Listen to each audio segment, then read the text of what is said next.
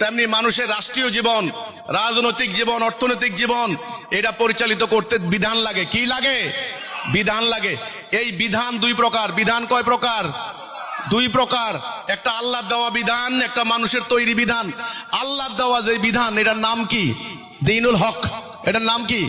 দ্বীনুল হক। দিন দিন দিন কয় প্রকার? দুই প্রকার। আল্লাহর দেওয়া দিন, মানুষের তৈরি করা দিন। এখন আমরা সিদ্ধান্ত নিলাম আল্লাহর দেওয়া দিন কায়েম করব। কার দিন? এইটা আল্লাহ রব্বুল আলামিন আমাদেরকে নির্দেশ দিয়েছেন সূরা সূরার 13 নম্বর আয়াত।